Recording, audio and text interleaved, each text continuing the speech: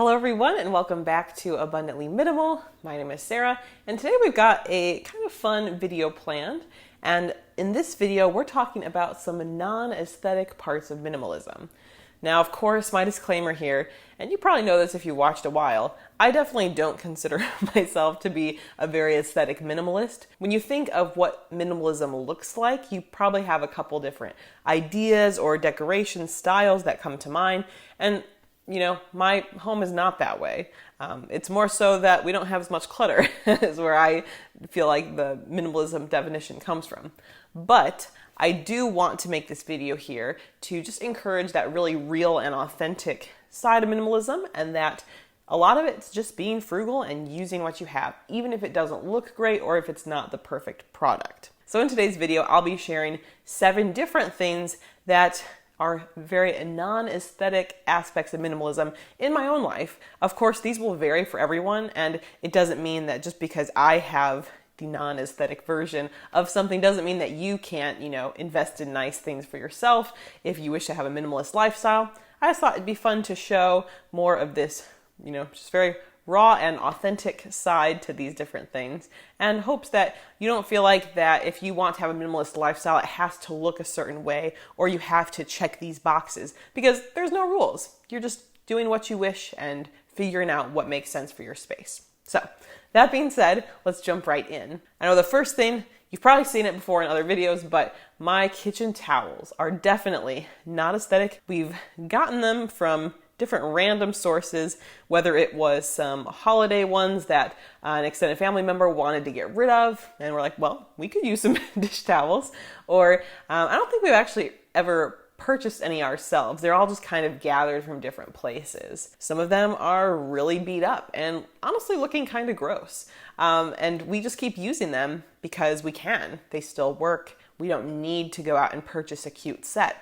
Of course, everyone's got their preferences, but for us, who cares? It's an effortless thing that we can just keep using, and eventually we'll probably get enough holes, and the ones we have will be damaged enough to the point that it does make sense to purchase them, but that time is not yet. Another aspect that's maybe a bit more non-aesthetic is some of our tech usage. Of course, for work, there's definitely things that I do invest in that will just make my work easier, but I think for me specifically, a phone has been an example. I have a phone, but it's certainly pretty outdated. This one's it's recording my audio, so I've got it hooked up. But I had my flip phone before I got a smartphone for as long as possible. At one point it broke and they were not allowing me they didn't have any flip phones available, so it's like, okay, I had to invest. And this smartphone now I've had for about 5 years. It's still in pretty good shape. I've never dropped it or treated it badly. We're starting to see some cracks in the case only. It still works. And, there's definitely a lot of the newer ones have more advanced camera features, and the photos this phone takes are definitely pretty fuzzy and not optimal. So, I definitely recognize that it's not as great. Some apps don't seem to work as well on my phone as my husband's phone, who got his smartphone at least a year or two after I did. So with that, should it be upgraded? If I used it more and if it was more necessary, maybe, but for how I use this, it's just fine. And then I can just keep using it, no added charge of a new phone or needing to feel that pressure to upgrade my device just because a new one's available. So that's pretty nice. Another non-aesthetic part of minimalism in my own lives is with our car. Now, when I was teaching in the classroom and my husband was also teaching, we both had cars because we did need them to drive to our separate places of work. Although I did carpool for about a year and a half, which was awesome. And I would totally go back to carpooling if I was still in the classroom. After I was done teaching, I gave my car away. And from there, we were just a 1-car household. And we're still using this car. I believe it's from 2003. Still runs pretty well. I mean, it's not perfect. If it gets too hot, it doesn't want to start, which is not ideal. So we try to, time it well. And there's a few, scratches and dents and whatnot from, almost 20 years of use, but it still works. And it definitely will be very exciting in the future when we get a new car, but there's no need for that added payment now until it's really starting to nickel and dime us and cost a lot more than the car is worth at that point. So even though it might be one of the ugliest cars in the parking lot at times or looks the most beat up, we're gonna keep using it, and that's fine. Another example of the non-aesthetic aspect of minimalism comes with our furniture. And in general, most of our furniture is secondhand. It doesn't all match. I know I do love these red chairs. These were a new secondhand thing that we got from my parents. They were supposed to go to my sister, but they didn't have room in their home, so we were able to get them. And they originally then came from someone my mom was helping declutter. So that was just very cool, and I really like them. This seems like a decent enough spot to film right now.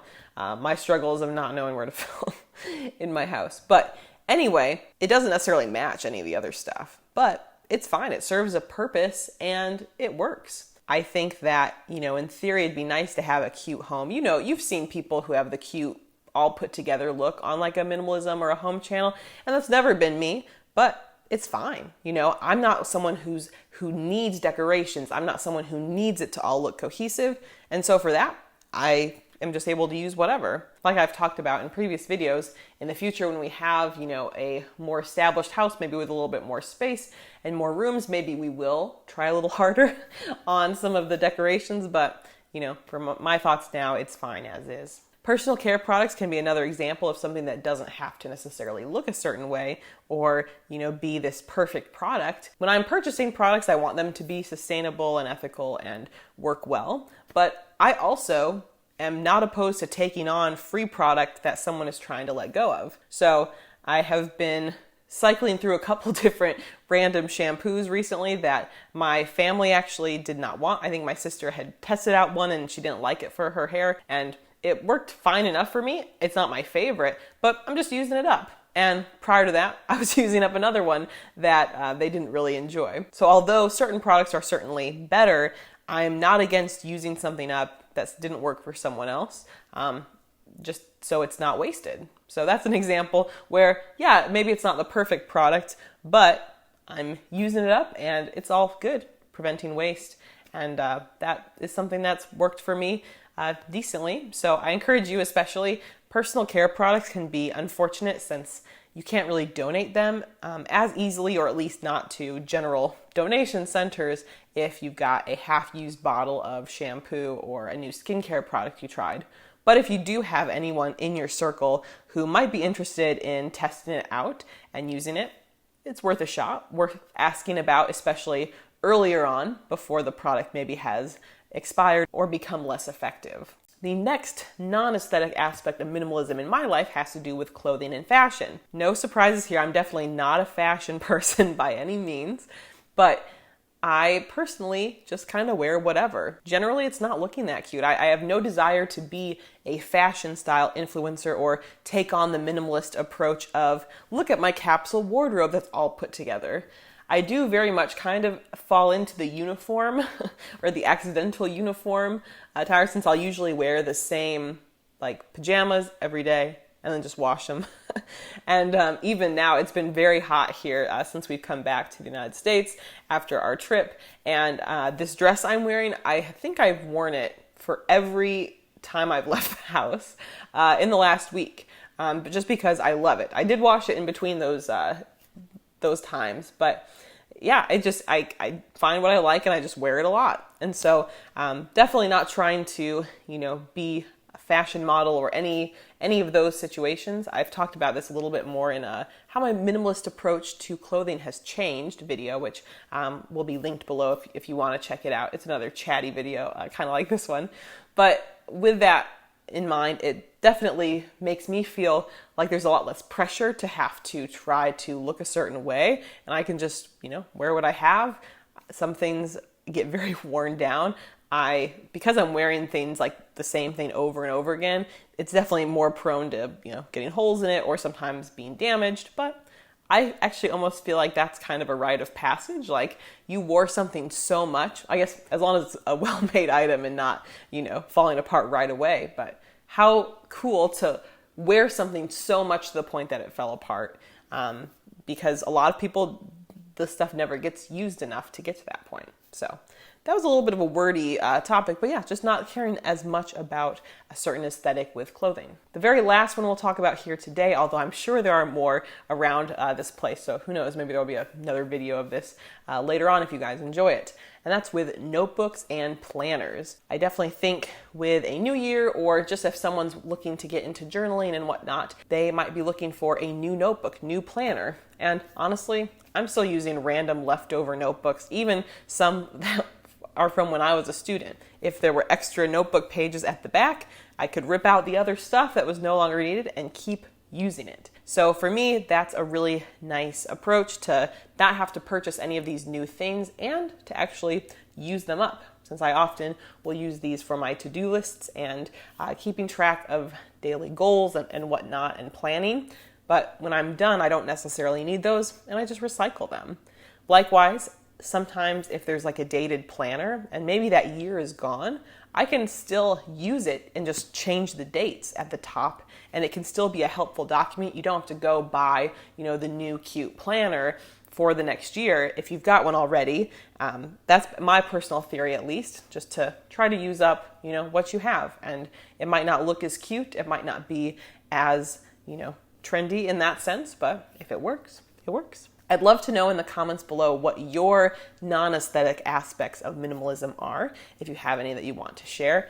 And feel free, if you're new around here, to subscribe to the channel or check out some of our past videos. I look forward to seeing you in the next one. Bye!